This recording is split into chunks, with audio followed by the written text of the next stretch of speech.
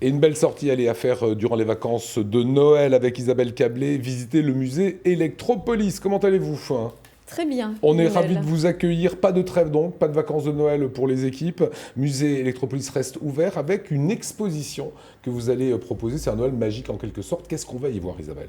Alors l'exposition, c'est Noël électrique. Et Noël électrique, ce sont des affiches et des publicités sur les cadeaux électriques et les objets qui correspondent à ces cadeaux électriques. Alors, c'est les images qu'on est en train de découvrir là. Ah bah voilà. Voilà, Oui. on est vraiment, en plus c'est très drôle, hein, ça doit vous plaire Martial, c'est le consumérisme des années 50, c'est l'électricité qui s'invite dans les foyers, c'est ça? C'est ça, c'est l'électricité qui est à l'occasion de Noël. En fait, les vendeurs de matériel et puis les distributeurs d'électricité en profitent pour faire la publicité. Et la publicité, comme vous pouvez le voir, elle s'adresse surtout aux hommes parce que c'est monsieur qui offre à madame C'était l'époque, hein. l'aspirateur, le fer à repasser, etc.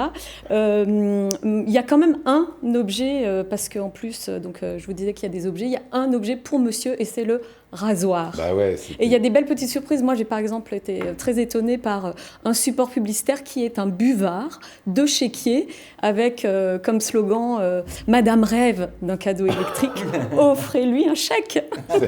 c'est beau. C'est vraiment à découvrir. Voilà, on a des belles images, des vidéos en fait de l'époque aussi qu'on va découvrir.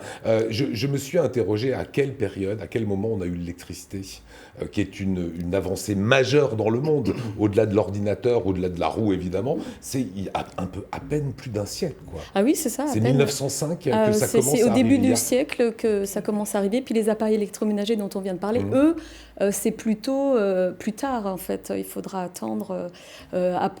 Entre les deux guerres commence à arriver un peu l'électricité chez quelques privilégiés. Voilà, c'est la ensuite, télévision qui est un peu ronde, c'est monsieur qui se rase.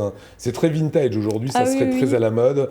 C'est les premiers mixeurs que l'on découvre. Est-ce que ce musée Electropolis, ça sert aussi à comprendre l'importance de l'électricité dans nos vies, Isabelle Cablé? Oui, surtout avec son nouvel espace qui existe depuis maintenant un an. Nous avons ouvert un espace sur l'avenir électrique.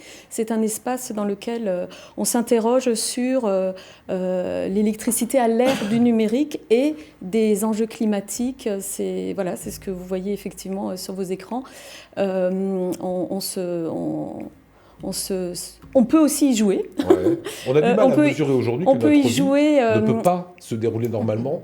Brigitte, son téléphone que vous avez rechargé tout à l'heure avant l'émission, sans la voiture électrique qui va nous permettre pour certains de rentrer à la maison, sans la télévision, l'internet, c'est ça, c'est de la foudre qui sont les premiers faisceaux électriques, on va dire, jusqu'au 21e siècle.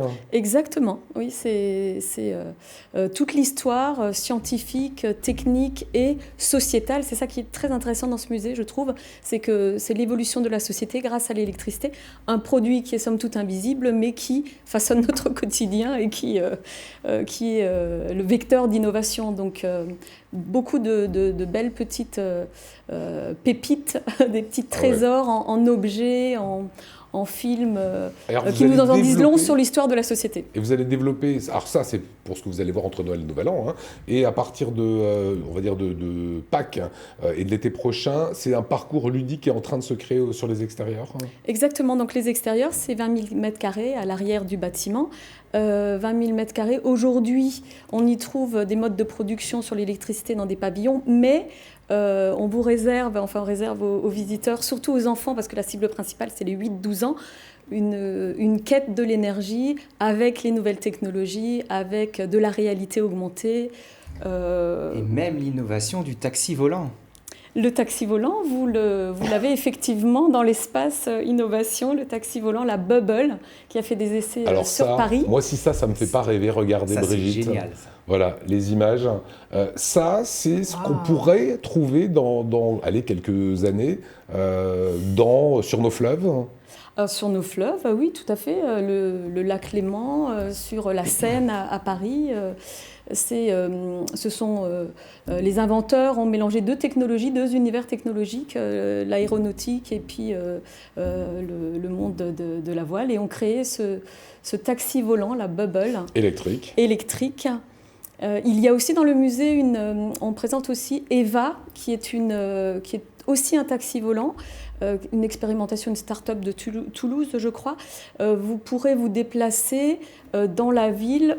Leur idée, c'est que vous puissiez vous garer sur une place de parking de véhicules électriques parce que les ailes sont rabattables et vous avez juste à vous brancher sur l'électricité et c'est reparti. Voilà. Fabuleux. Voilà, ça c'est le monde de demain. Ou plutôt, c'est déjà le monde d'aujourd'hui.